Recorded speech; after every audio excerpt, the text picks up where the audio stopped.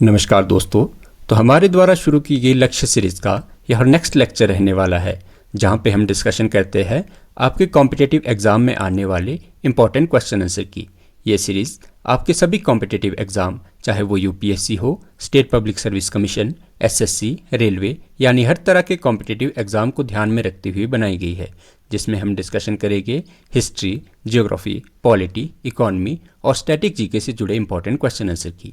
हर एक प्रश्न आपके एग्जाम पॉइंट ऑफ व्यू से इम्पॉर्टेंट रहने वाला है, क्योंकि हमने ये सीरीज़ पिछले सभी सेंट्रल और स्टेट एग्जाम्स के प्रीवियस ईयर्स क्वेश्चन को ध्यान में रखते हुए बनाई है, जिससे आपके कॉम्पिटिटिव एग्जाम की तैयारी को ज़्यादा इफेक्टिव बनाया जा सके। तो चलिए शुरू करते हैं। शुरू करते हैं। तो हमारे द्वारा चलाई गई सीरीज़ में यह स्टैटिक जीके का लेक्चर 1 रहने वाला है। तो शुरू करते हैं अपने पहले प्रश्न से। तो पहले प्रश्न में आपसे पूछा गया है कि which of the following statements is are correct about the environment protection act 1986। तो आपके ऑप्शन दिए गए हैं।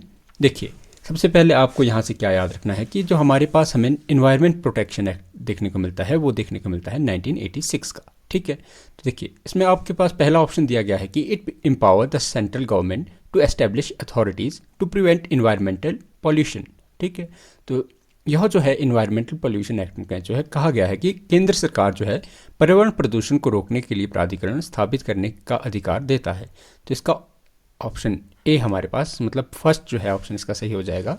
बात की जाए इसका सेकंड की, it include provision for the public participation in environmental decision making. देखिए, इन्वायरमेंटल एक्ट जो है, इन्वायरमेंट प्रोटेक्शन एक्ट 1986 का जो है, इसमें हमें इस तरह का कोई प्रोविजन देखने को नहीं मिलता है। बात की जाए थर्ड ऑप्शन की, तो it regulate the handling of hazardous substance. ये बोलता है कि यह खतरनाक पदार्थों के प्रबंधन को नियंत्रित करता है। तो यह भी जो है इन्वायरमेंटल प्रोटेक्शन एक्ट 1986 में कहा गया है। तो ऑप्शन 3 बेस का सही आंसर हो जाएगा। ठीक है, तो बात की जाए इसका हमारे पास सही आंसर हमें कौन सा देखने को मिलता है, तो हमारे पास इसका आंसर हो जाएगा 1 and 3 ओनली। तो आपके पास ऑप्शन सी जो है इसका सही आंसर हो जाएगा। देखिए, आप हिंदी में यहाँ से पढ़ सकते हैं कि पर्यावरण संरक्षण अधिनियम 1986 के बारे में निम्नलिखित में से कौन सा कथन या कौन से कथन जो है सही है। तो यह केंद्र सरकार को पर्यावरण प्रदूषण रोकने के लिए प्राधिकरण स्थापित करने का अधिकार देता है। तो यह जो है हमारे पास पर्यावरण संरक्षण अधिनियम 1986 में कहा गया है। इसमें कहा गया कि यह खतरनाक पदार्थों को के प्रबंधन को नियंत्रित करता है।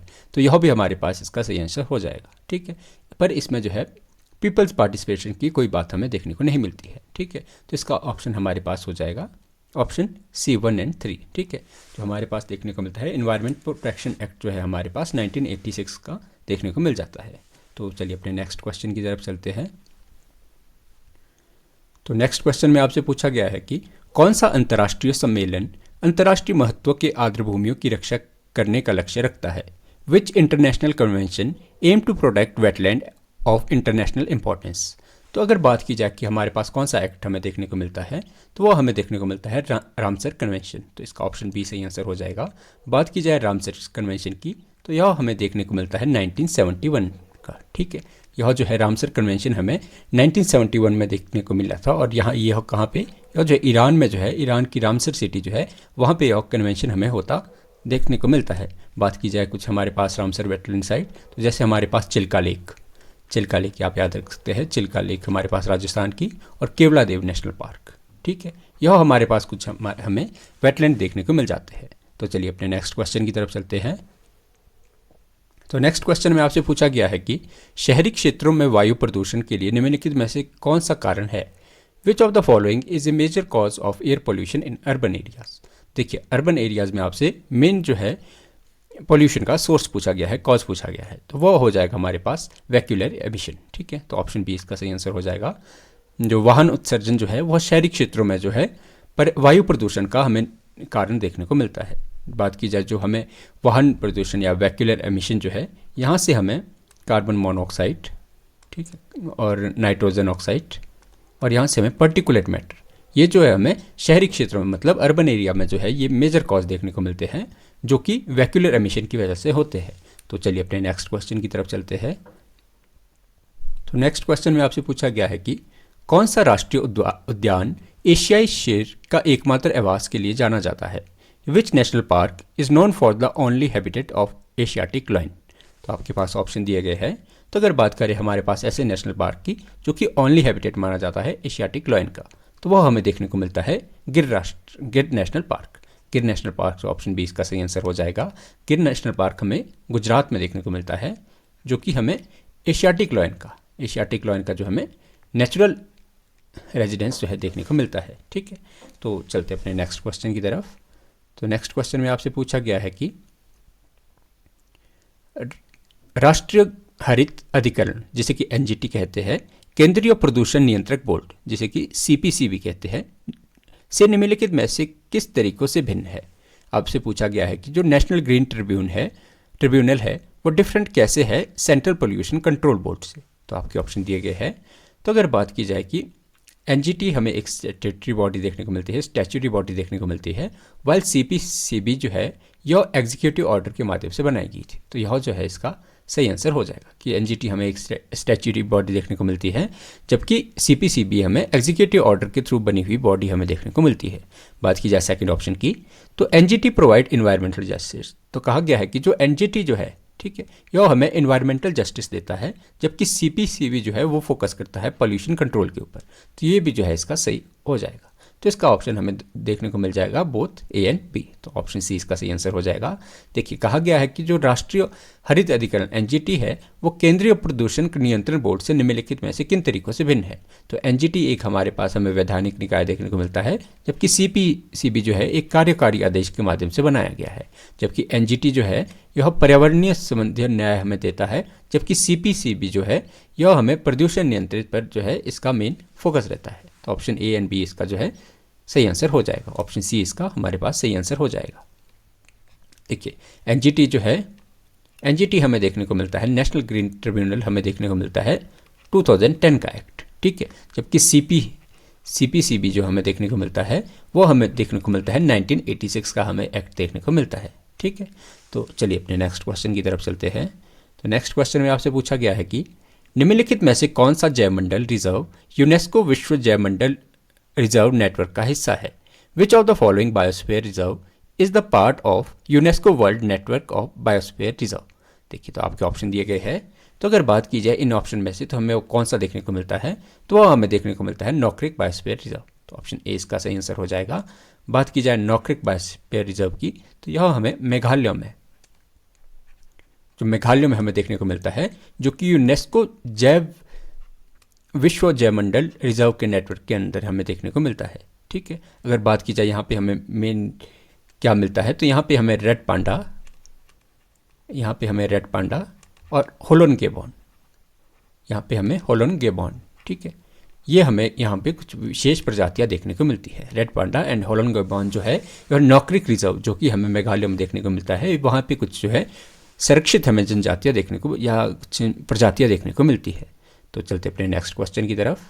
तो अगले प्रश्न में आपसे पूछा गया है कि भारत में जल प्रदूषण के स्रोत निम्नलिखित में से कौन सा है। Which of the following is a source of water pollution in India. तो अगर बात की जाए भारत में सबसे मेजर जो कि सोर्स है वाटर पोल्यूशन का, तो वो हमें देखने को मिलता है इंडस्ट्रियल एफिलेंस, मतलब औद्योगिक जो अपशिष्ट है वो भारत में हमें सबसे ज़्यादा मात्रा में जो है रिवर पॉल्यूशन का या वाटर पॉल्यूशन का सोर्स हमें देखने को मिलता है। ठीक है, तो चलते अपने नेक्स्ट क्वेश्चन की तरफ। तो नेक्स्ट क्वेश्चन में आपसे पूछा गया है कि मॉन्ट्रियल प्रोटोकॉल निम्नलिखित में से किससे संबंधित है। The Montreal protocol is related to. तो आपके ऑप्शन दिए गए हैं। तो अगर बात की जाए मॉन्ट्रियल प्रोटोकॉल की, तो यह साइन हुआ था 1987 में। ठीक है, आप इसकी डेट याद रखिए। 1987 का यह हमें प्रोटोकॉल देखने को मिलता है, जो कि रिलेटेड है हमारे पास CFC, ठीक है, क्लोरोफ्लोरोकार्बन से यह रिलेटेड देखने को मिलता है। तो इसका सही आंसर हो जाएगा कि भाई क्लोरोफ्लोरोकार्बन जो है यह हानिकारक हमें देखने को मिलती है ओजोन लेयर्स के लिए। ठीक है, तो इसका सही आंसर हमें ऑप्शन बी देखने को मिल जाएगा। यह रिलेटेड है मॉन्ट्रियल प्रोटोकॉल जो कि 1987 का एक्ट है, ये हमें रिलेटेड देखने को मिल जाएगा, प्रोटेक्शन ऑफ ओजोन लेयर से रिलेटेड हमें देखने को मिल जाएगा। तो चलते अपने नेक्स्ट क्वेश्चन की तरफ। तो अगले प्रश्न में आपसे पूछा गया है कि कौन सा राष्ट्रीय उद्यान एक सींग वाले गैंडे के लिए प्रसिद्ध है। Which national park is famous for the one horn rhinos. ठीक है, तो आपके ऑप्शन दिए गए हैं। तो अगर बात करें ऐसे हमारे पास नेशनल पार्क की जो कि फेमस हमें देखने को मिलता है वन हॉर्न राइनोस के लिए, तो वो हमें देखने को मिलता है काजीरंगा नेशनल पार्क। तो ऑप्शन बी इसका सही आंसर हो जाएगा। बात की जाए काजीरंगा नेशनल पार्क, तो यह हमें देखने को मिलता है असम में। ठीक है।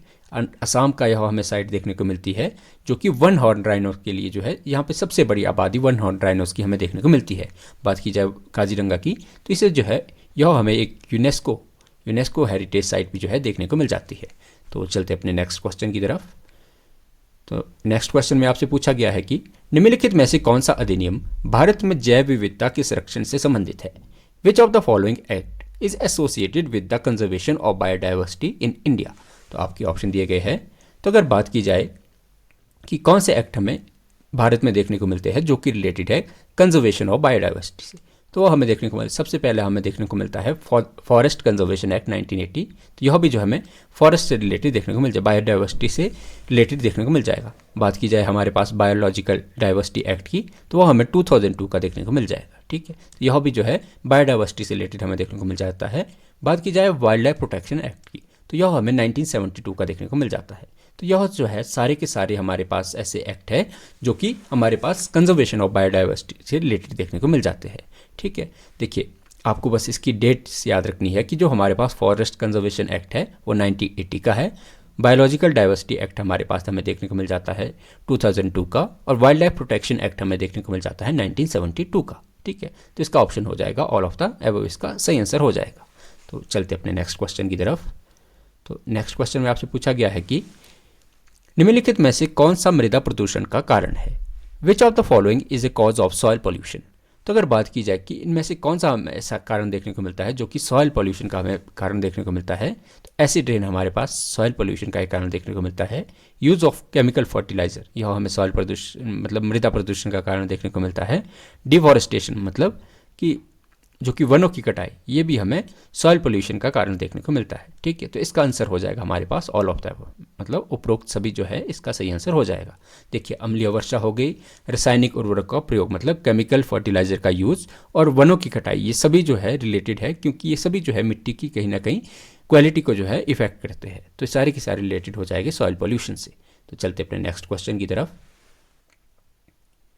तो नेक्स्ट क्वेश्चन में आपसे पूछा गया है कि कौन सा जैवमंडल रिजर्व रॉयल बंगाल टाइगर के संरक्षण के लिए जाना जाता है? Which biosphere reserve is known for the conservation of royal Bengal tiger? तो आपके ऑप्शन दिए गए हैं। तो अगर बात की जाए हमारे पास ऐसे बायोस्फीयर रिजर्व की जो कि हमें रिलेटेड देखने को मिल जाता है रॉयल बंगाल टाइगर के कंजर्वेशन से, तो वो हमें देखने को मिल जाता है सिमलीपाल टाइगर रिजर्व। ठीक है, तो इसका ऑप्शन ए सही आंसर हो जाएगा।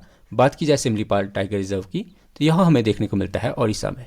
ठीक है, ओडिशा का हमें यह टाइगर रिजर्व देखने को मिलता है जो कि फेमस है अपने रॉयल बंगाल टाइगर के कंजर्वेशन से रिलेटेड। बात की जाए सिमलीपाल बायोस्फीयर रिजर्व की तो यह हमें यूनेस्को में भी जो है एडिट साइड हमें देखने को मिल जाती है। तो चलते अपने नेक्स्ट क्वेश्चन की तरफ। तो नेक्स्ट क्वेश्चन में आपसे पूछा गया है कि क्योटो प्रोटोकॉल निम्नलिखित में से किससे संबंधित है? The Kyoto protocol is associated with. तो आपके ऑप्शन दिए गए हैं। अगर बात की जाए क्योटो प्रोटोकॉल की, ठीक है, सबसे पहले आपको इसकी डेट याद रखनी है कि क्योटो प्रोटोकॉल हमें देखने को मिलता है 1997 का। ठीक है, 1997 का हमें यह जो है क्योटो प्रोटोकॉल देखने को मिल जाता है जो कि रिलेटेड है reduction of green house gas emission से।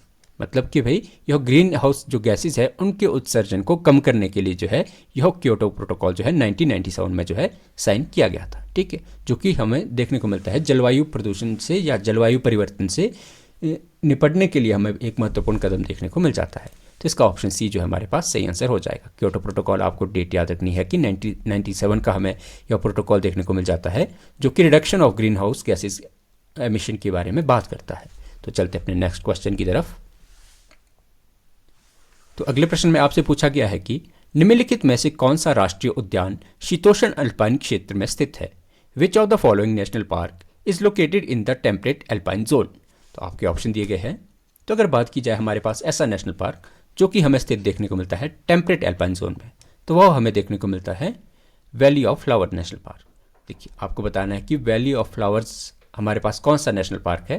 देखिए तो यह वैली ऑफ फ्लावर हमें देखने को मिलती है उत्तराखंड में। ठीक है, उत्तराखंड में जो हमें यह नेशनल पार्क देखने को मिलता है जो कि हमें टेम्परेट अल्पाइन जोन जो कि हमें शीतोष्ण अल्पाइन क्षेत्र में देखने को मिल जाता है। ठीक है, और ये फेमस है अपनी बायोडाइवर्सिटी रिचनेस के लिए। तो चलते अपने नेक्स्ट क्वेश्चन की तरफ। तो नेक्स्ट क्वेश्चन में आपसे पूछा गया है कि वन्यजीव संरक्षण अधिनियम 1972 निम्नलिखित में से किन गतिविधियों को राष्ट्रीय उद्यान में निषिद्ध करता है? The wild life protection act 1972 prohibit which of the following activities in national park?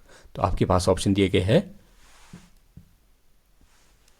तो अगर बात की जाए, सबसे पहले आपको क्या याद रखना है? सबसे पहले आपको रखना है कि जो हमारे पास वाइल्ड लाइफ प्रोटेक्शन एक्ट है, ये हमें देखने को मिलता है 1972 का। ठीक है, तो इनमें आपकी क्या चीज़ें जो है वो मनाही है, मतलब किन चीज़ों को जो है ये कौन सी एक्टिविटीज़ को जो है प्रोहिबिट करता है? तो देखिए, सबसे पहले ये जो है ग्रेजिंग ऑफ लाइफ स्टॉक, यहाँ पे जो है पशुओं के चराना जो है यहाँ पे मना है। ठीक है, तो ये वाली एक्टिविटी भी जो यहाँ पे प्रोहिबिट है। ह्यूमन हैबिटेशन, तो नेशनल पार्क में जो है ह्यूमन हैबिटेशन भी हमें प्रोहिबिट देखने को मिलती है। बात की जाए hunting of species listed in schedule, तो ये भी जो है हमें नेशनल पार्क में प्रोहिबिट देखने को मिल जाती है। ठीक है, तो इसका ऑप्शन हमारे पास सही आंसर हो जाएगा ऑल ऑफ द अबव। देखिए, जो वन्यजीव संरक्षण अधिनियम 1972 का हमें देखने को मिलता है, तो ये पशु चारण को भी जो है निषेध करता है। मानव निवास भी यहाँ पे प्रोहिबिट है, और अनुसूचित जातियों में सूचीबद्ध प्रजातियों के शिकार पर भी जो है यहाँ पे प्रतिबद्ध रहता है। ठीक है, तो ऑप्शन डी इसका हमारे पास आंसर हो जाएगा। तो चलते अपने नेक्स्ट क्वेश्चन की तरफ। तो नेक्स्ट क्वेश्चन में आपसे पूछा गया है कि शहरी क्षेत्रों में ध्वनि प्रदूषण का प्रमुख कारण निम्नलिखित में से कौन सा है? Which of the following is a major cause of noise pollution in urban areas? तो आपके ऑप्शन दिए गए हैं। तो अगर बात की जाए कि हमें अर्बन एरियाज में नॉइस पॉल्यूशन का कुछ मेन कारण कौन सा देखने को मिलता है, तो हमें देखने को मिलता है इंडस्ट्रियल मशीनरी। तो इसका ऑप्शन बी हमारे पास सही आंसर हो जाएगा। ठीक है, जो इंडस्ट्रियल मशीनरी है वो बहुत ज़्यादा हाई डेसिबल पर वर्क करती है, जो कि हमें सबसे ज़्यादा नॉइस पॉल्यूशन का कारण होता है अर्बन एरियाज़ में। तो चलिए अपने नेक्स्ट क्वेश्चन की तरफ चलते हैं। तो नेक्स्ट क्वेश्चन में आपसे पूछा गया है कि निम्नलिखित में से कौन सा जयमंडल रिजर्व पश्चिमी घाट में स्थित है?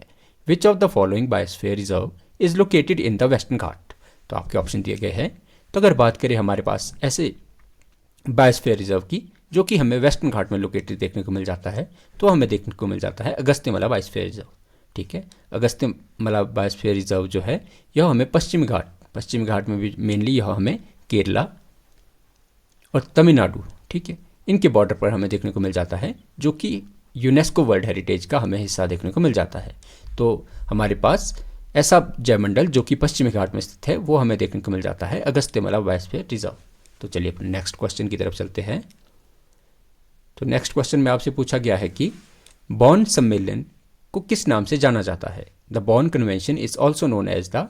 तो आपके पास ऑप्शन दिए गए हैं। तो अगर बात की जाए बॉन कन्वेंशन की, ठीक है, सबसे पहले आपको इसकी डेट याद रखनी है कि बॉन कन्वेंशन जो है ये हुआ था हमारे पास 1979 में। ठीक है, अगर और ये बात किस चीज़ की करता है, तो बॉन कन्वेंशन हमें रिलेटेड देखने को मिल जाता है कन्वेंशन ऑफ माइग्रेटरी स्पेशीज। तो ये बात करता है जो प्रवासी जो प्रजातियां होती है उनके संरक्षण के बारे में है, ये जो बात हमें करता है। ठीक है, तो बोन कन्वेंशन जो है 1979 का हमें कन्वेंशन देखने को मिलता है, और ये रिलेटेड है कन्वेंशन ऑन माइग्रेटरी स्पीशीज। ठीक है, कि किस प्रकार से जो हम जो प्रवासी प्रजातियां हैं उनके आवासों को किस प्रकार से हम संरक्षित कर सकते हैं, तो बोन कन्वेंशन जो है उसकी बात हमें करता है। ठीक है, तो चलते हैं अपने नेक्स्ट क्वेश्चन की तरफ। तो नेक्स्ट क्वेश्चन में आपसे पूछा गया है कि निम्नलिखित में से कौन सा तापीय प्रदूषण का कारण है? Which of the following is A cause of thermal pollution? तो आपके ऑप्शन दिए गए हैं। तो अगर बात की जाए हमारे पास जो हमें देखने को मिलता है थर्मल पॉल्यूशन का कॉज, तो हमें देखने को मिलता है discharge of hot water from industry. ठीक है, देखिए उद्योगों से जो है हमें जो गर्म पानी का निर्वहन जो है जल निकाय में जाता है, वो जो है उस वाटर बॉडी का टेम्परेचर बढ़ा देता है। ठीक है, जिससे कि हमें थर्मल पोल्यूशन देखने को मिल जाता है, और ये थर्मल पोल्यूशन जो है आसपास के इकोसिस्टम को बर्बाद कर देता है। ठीक है, तो चलते अपने नेक्स्ट क्वेश्चन की तरफ। तो नेक्स्ट क्वेश्चन में आपसे पूछा गया है कि निम्नलिखित में से कौन सा राष्ट्रीय उद्यान नीलगिरी जयमंडल रिजर्व का हिस्सा है? Which national park is the part of Nilgiri biosphere reserve? तो अगर बात की जाए हमारे पास ऐसे नेशनल पार्क की जो कि पार्ट हमें देखने को मिलता है नीलगिरी बायोस्फीयर रिजर्व का, तो वो हमें देखने को मिलता है Bandipur national park. Bandipur national park जो हमें कर्नाटका में देखने को मिल जाता है। ठीक है, ये जो है नीलगिरी बायोस्फीयर रिजर्व का हमें पार्ट देखने को मिल जाता है। ठीक है, और जो नीलगिरी बायोस्फीयर रिजर्व है ये इंडिया का जो है हमें फर्स्ट जो है जयमंडल आरक्षित क्षेत्र जो है हमें देखने को मिल जाता है। ठीक है, सबसे पहला बायोस्फीयर रिजर्व हमें इंडिया का यह देखने को मिल जाता है। तो चलिए अपने नेक्स्ट क्वेश्चन की तरफ चलते हैं। तो नेक्स्ट क्वेश्चन में आपसे पूछा गया है कि एचई लक्ष्य निम्नलिखित में से किससे संबंधित है? The Aichi targets are related to. तो अगर बात की जाए एचई टारगेट्स की, तो यह हमें देखने को मिल जाते हैं 2010 में जो है एच टारगेट को हमने फिक्स किया था, जो कि रिलेटेड हमें देखने को मिल जाते हैं बायोस्फीयर कंजर्वेशन से। तो इसका option biodiversity conservation, option B इसका सही आंसर हो जाएगा। देखिए एच टारगेट्स है ये हमने फिक्स किए थे 2010 में, और ये रिलेटेड हमें देखने को मिलते हैं बायोडाइवर्सिटी कंजर्वेशन से। ठीक है, जो वैश्विक विविधता सम्मेलन है, जो कि हमें CBD देखने को मिलता है ना, CBD देखने को मिलता है जो हमें जैविक विविधता सम्मेलन। ठीक है, तो ये हमें इसका जो है हिस्सा देखने को मिल जाता है। तो चलिए अपने नेक्स्ट क्वेश्चन की तरफ चलते हैं। तो नेक्स्ट क्वेश्चन में आपसे पूछा गया है कि निम्नलिखित में से कौन सा वन्यजीव अभ्यारण्य भारतीय जंगली गधे के संरक्षण के लिए जाना जाता है? Which wildlife sanctuary is known for the conservation of Indian wild ass? तो आपके पास ऑप्शन दिए गए हैं। तो अगर बात की जाए ऐसी हमारे पास वाइल्ड लाइफ सेंचुरी की, जो कि हमें रिलेटेड मिल जाती है कंजर्वेशन ऑफ वाइल्ड एस से, तो वह हमें देखने को मिल जाएगी run of Kutch wild life sanctuary. ठीक है, run of Kutch wild life sanctuary हमें देखने को मिल जाती है गुजरात में। ठीक है, गुजरात में, जहाँ से कि हमें इंडियन वाइल्ड एस है ना, जो कि जिसे कि हिंदी में घुड़खर, आप याद रखिए हिंदी में आपका ऑप्शन हो गया घुड़खर। ठीक है, ये जो है हमें इसके संरक्षण से रिलेटेड, मतलब इसके कंजर्वेशन से रिलेटेड साइट हमें देखने को मिल जाती है, या वाइल्ड लाइफ सेंचुरी हमें देखने को मिल जाती है। तो चलते अपने नेक्स्ट क्वेश्चन की तरफ। तो नेक्स्ट क्वेश्चन में आपसे पूछा गया है कि which of the following national park is a UNESCO world heritage site? कि निम्नलिखित में से कौन सा राष्ट्रीय उद्यान यूनेस्को विश्व धरोहर स्थल है? सॉरी। तो अगर बात की जाए हमारे पास ऐसे नेशनल पार्क की, जो कि हमें एक यूनेस्को वर्ल्ड हेरिटेज साइट का हिस्सा देखने को मिलता है, तो हमें देखने को मिलता है Keoladeo national park. Keoladeo national park हमें देखने को मिलता है राजस्थान में। ठीक है, और ये रिलेटेड जो है केवलादेव नेशनल पार्क जो है, यहाँ पे हमें बर्ड्स की, ठीक है, बर्ड्स की जो है हमें मैक्सिमम स्पीशीज देखने को मिल जाती है, और ये फेमस भी जो है बर्ड्स के लिए देखने को मिल जाता है, और ये जो है हमें यूनेस्को वर्ल्ड हेरिटेज साइट भी हमें देखने को मिल जाती है। बात की जाए अदर ऑप्शन की, तो पेरियार राष्ट्रीय उद्यान नेशनल पार्क हमें केरला में देखने को मिल जाता है, कान्हा हमें MP में, और बांधवगढ़। ठीक है, तो चलिए अपने नेक्स्ट क्वेश्चन की तरफ। तो नेक्स्ट क्वेश्चन में आपसे पूछा गया है कि फोटोकेमिकल स्मोक का प्राथमिक स्रोत क्या है? The primary source of photochemical smoke is. तो आपके ऑप्शन दिए गए हैं। तो अगर बात की जाए हमारे पास कि हमें फोटोकेमिकल स्मोक का अगर हमें कोई प्राइमरी सोर्स देखने को मिलता है, तो हमें देखने को मिलता है वैक्यूलर एमिशन। तो ऑप्शन बी इसका सही आंसर हो जाएगा। जो वैक्यूलर एमिशन मतलब जो वाहन उत्सर्जन है, ठीक है, ये जो है फोटोकेमिकल स्मोक का एक हमें प्राइमरी कॉज देखने को मिलता है। ठीक है, जो कि जिससे कि हमें देखिए नाइट्रोजन ऑक्साइड और वाटर वेपर, ठीक है, इनके जो मिक्सचर से हमें फोटोकेमिकल स्मोक बनता हुआ देखने को मिल जाता है। तो चलते अपने नेक्स्ट क्वेश्चन की तरफ। तो नेक्स्ट क्वेश्चन में आपसे पूछा गया है कि which of the following is ए की फीचर ऑफ बायोस्फीयर रिजर्व? कि जैवमंडल रिजर्व की प्रमुख विशेषता निम्नलिखित में से कौन सी है? तो अगर बात की जाए कि कौन सी एक्टिविटी जो है, कौन सा फीचर हमें देखने को मिल जाता है जो कि बायोस्फीयर रिजर्व से रिलेटेड है, तो वो हमें देखने को मिल जाता है option A, no human activity is allowed in the core zone. देखिए सबसे पहले जो हमारे पास बायोस्फीयर रिजर्व होता है, इसका कोर जोन हमें एक ऐसा डिसाइड करता है जहाँ पे कि कोई भी ह्यूमन एक्टिविटी जो है अलाउड नहीं होती है। ठीक है, बात की जाए अदर ऑप्शन की, तो grazing is permitted in transition zone, कि भाई इसका जो ट्रांजिशन जोन है वहाँ पे हमें ग्रेजिंग अलाउ देखने को मिल जाती है। तो इसका ये जो है ये इसका सही हो जाएगा। अगर बात की जाए it is establish under the wild life protection act 1972, कि यह जो है वन्यजीव संरक्षण अधिनियम 1972 के तहत स्थापित किया गया था। ठीक है, बात की जाए इसका प्रबंधन केवल केंद्र सरकार द्वारा किया जाता है। ठीक है, तो इसका जो देखिए जो जैवमंडल रिजर्व होता है उसका कोर जो है, कोर जोन पूरी तरह से सुरक्षित होता है। मेनली जो आपको याद रखना है, जो कोर जोन जो है ये कम्प्लीटली जो है यहाँ पे ग्रेजिंग और मानव की एक्टिविटी यहाँ पे जो है बैन होती है। ठीक है, तो आशा करते हैं कि आज की हमारी यह सीरीज़ आपको पसंद आई होगी। तो आप जो है हमारी वीडियो को, कि हम किस प्रकार से अपनी वीडियो को बेहतर बना सकते हैं, कमेंट सेक्शन के ज़रिए आप हमें सुझाव दे सकते हैं। बहुत बहुत धन्यवाद।